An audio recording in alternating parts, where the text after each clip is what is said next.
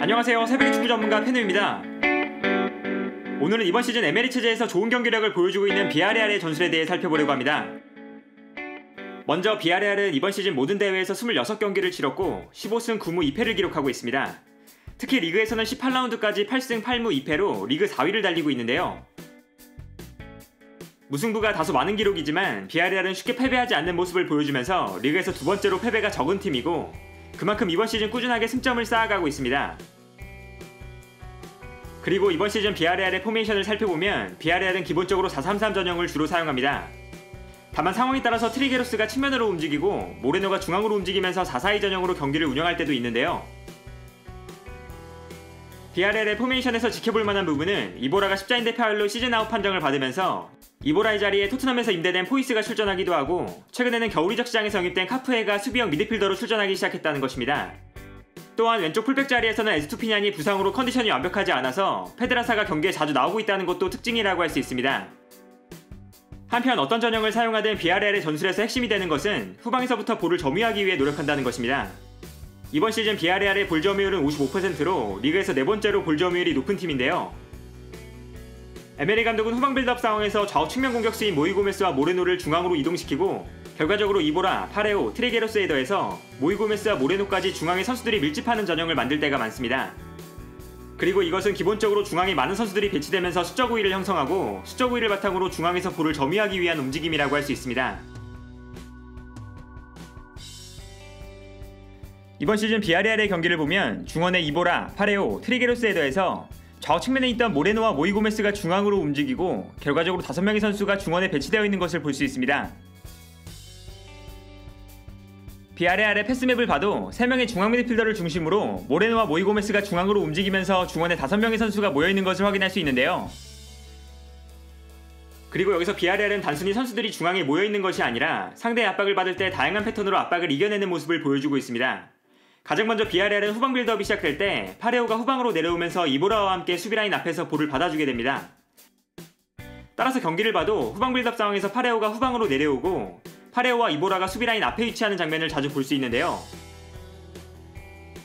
여기서 살펴볼 수 있는 특징은 비아레알의 중앙 미드필더들이 모두 압박을 당하고 있을 때 파레오가 내려오면서 상대팀 선수를 끌고 내려오는데 이때 트리게로스가 순간적으로 중앙을 향해 움직인다는 것입니다. 중원에서 선수들이 1대1로 마크를 당하고 있을 때는 후방 빌드업 상황에서 미드필더들에게 볼을 보내주기가 어려운데 이때 파레오와 이보라가 움직이면서 수비의 시야를 확보해주고 중앙으로 뛰어들어가는 트리게로스에게 볼을 전달하면서 상대의 압박을 풀어내는 방식인데요. 최근 비아레알의 경기를 보면 이러한 특징을 명확하게 확인할 수 있습니다. 파레오가 이보라의 옆으로 내려오면서 볼을 받는데 이때 파레오와 이보라를 마크하는 상대팀 선수들 사이로 공간이 발생하는 순간 트리게로스가 중앙으로 움직이기 시작합니다. 그리고 파레오가 트리게로스에게 패스를 보내주면서 비아레알이 공격을 전개하는데요.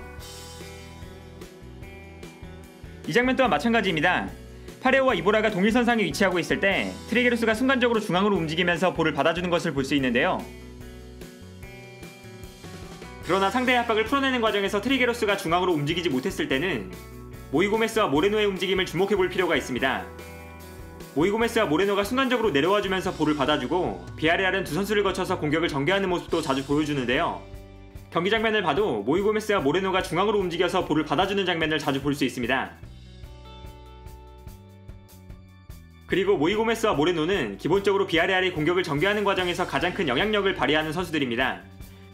두 선수는 공격의 연결고리 역할을 수행하면서 볼을 받아준 이후에 전방으로 뛰어가는 선수에게 좋은 패스를 보내주는데요. 특히 한 선수가 볼을 잡았을 때 다른 한 선수가 공간을 찾아 침투해 들어가면서 두 선수의 동선 자체가 겹치지 않도록 역할 분배가 훌륭하게 이루어지고 있는 모습입니다. 결과적으로 모이고메스와 모레노는 팀에서 가장 많은 키패스를 만들어내고 있는데요. 그러나 이처럼 파레오, 이보라, 트리게로스, 그리고 모이고메스와 모레노까지 선수들이 중앙에 밀집하면서 이루어지는 플레이가 많은 만큼 비아레알을 상대하는 팀들 또한 중앙에 밀집하면서 비아레알의 플레이를 방해할 때가 많습니다. 따라서 에메리 감독은 상대가 중앙에 밀집할 수 없도록 끊임없이 측면이나 수비 뒷공간을 활용하는 모습을 보여주는데요. 이때 중요한 선수는 모레노와 페드라사, 그리고 알카세르라고 할 수 있습니다. 먼저 페드라사 같은 경우는 모이고메스가 중앙으로 움직일 때 상대의 측면 수비수가 모이고메스를 따라가면 이때 공격적으로 오버래핑하는 모습을 보여주고 있습니다. 예를 들면 이 장면처럼 모이고메스가 중앙으로 들어와서 볼을 받아주기 때문에 상대 수비도 중앙으로 움직이고 있고 결과적으로 많은 선수들이 중앙에 밀집하고 있는데요. 이때 페드라사가 비어있는 측면 지역으로 뛰어나가면서 중앙에 밀집한 상대의 수비 전형을 역으로 이용하는 것을 볼 수 있습니다. 그러나 반대편에서는 측면을 공략하는 움직임이 조금 다르게 나타나는데 모레노가 상대의 측면 수비수를 끌고 움직일 때 가스파르는 공격적으로 과감하게 전진하는 모습을 자주 보여주지 않습니다. 대신 중앙으로 움직였던 모레노가 순간적으로 측면으로 뛰어나가면서 상대의 측면 공간을 공략하는데요. 예를 들어 이 장면을 보면 중앙에 있던 모레노가 순간적으로 측면으로 뛰어나가고 모레노가 침투하는 타이밍에 맞게 패스를 보내주면서 비아레알이 상대팀의 측면 공간을 공략하는 것을 볼 수 있습니다. 그리고 이렇게 페드라사와 모레노가 좌우 측면으로 움직이기 때문에 비아레알은 중앙에 4명의 선수가 위치하고 좌우 측면에 페드라사와 모레노가 배치되는 전형을 보여줄 때도 많습니다. 경기를 보면 이러한 특징을 확인할 수 있습니다. 이 장면을 보면 왼쪽에는 페드라사가 공격적으로 올라와 있고 오른쪽에는 모레노가 위치하고 있는데요. 이때 중앙에는 3명의 미드필더 그리고 중앙으로 좁혀 들어온 모이고메스가 배치되어 있는 것을 확인할 수 있습니다. 여기에 더해서 알카세르 또한 수비 뒷공간을 무너뜨리는 플레이를 잘하는 선수라서 상대팀 수비수들이 중앙에 밀집될 때 알카세르가 수비 뒷공간으로 침투해 들어가는 모습을 보여주고 있습니다. 경기를 봐도 알카세르가 수비 뒷공간으로 뛰어들어가는 장면을 계속해서 볼 수 있는데요. 이처럼 비아레알은 선수들이 중앙으로 밀집해서 볼을 점유하기 위한 움직임을 가져가는데 이때 상대팀 선수들이 중앙에 밀집하게 되면 알카세르, 모레노, 페드라사가 공간으로 뛰어들어가는 움직임을 보여주게 됩니다.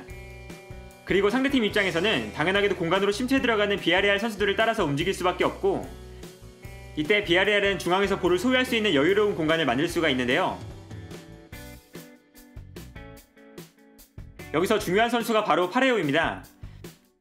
선수들이 공간을 찾아서 뛰어들어갈 때 파레오가 뛰어가는 타이밍에 맞춰서 정확한 패스를 보내주는데요.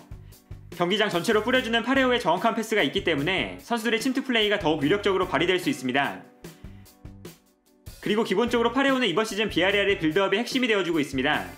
비아레알이 볼을 전개할 때 거의 모든 패스가 파레오를 거쳐서 나가는데요. 기록으로만 봐도 파레오는 이번 시즌 비아레알에서 가장 많은 패스를 기록하고 있고 동시에 패스의 정확도도 가장 높은 선수입니다. 에메리 감독이 이번 시즌 높은 볼 점유율을 유지하는 전략을 선택할 수 있었던 이유도 볼 전개의 중심이 되어줄 수 있는 파레오가 있기 때문인데요. 구단과의 불화로 발렌시아에서 방출된 파레오를 자유계약으로 데려올 수 있었다는 것이 이번 시즌을 운영하는 데 엄청나게 큰 힘이 되어주고 있습니다. 한편 비아레알은 수비에 있어서도 좋은 모습을 보여주고 있습니다. 리그만 놓고 보면 비아레알은 18경기에서 17골을 실점했고 경기당 0.94실점을 기록하고 있는데요. 18경기에서 2골 이상을 실점한 경기가 단 2경기뿐일 정도로 이번 시즌 비아레알은 안정적인 수비를 바탕으로 경기를 운영하고 있습니다. 그리고 비아레알의 수비에서 인상적인 부분은 모레노의 수비 분함을 줄여주는 방식으로 수비 라인을 형성한다는 것입니다. 비아레알은 수비하는 상황이 되면 트리게로스가 측면으로 움직이고 모레노는 투톱처럼 배치되면서 4-4-2에 가까운 전형을 만드는데요. 따라서 경기를 보면 수비하는 상황에서 트리게로스가 측면으로 움직이고 모레노가 중앙에 위치하는 장면을 자주 볼 수 있습니다. 그리고 비아레알은 최전방에 모레노를 포함한 최전방 투톱을 기준으로 두 줄 수비를 형성하는데요. 기본적으로 비아레알의 두 줄 수비가 견고한 조직력을 바탕으로 훌륭한 모습을 보여주고 있고 수비에 성공했을 때는 전방에 개인 기량이 뛰어난 모레노가 있기 때문에 모레노를 거쳐서 빠른 역습을 전개하게 됩니다.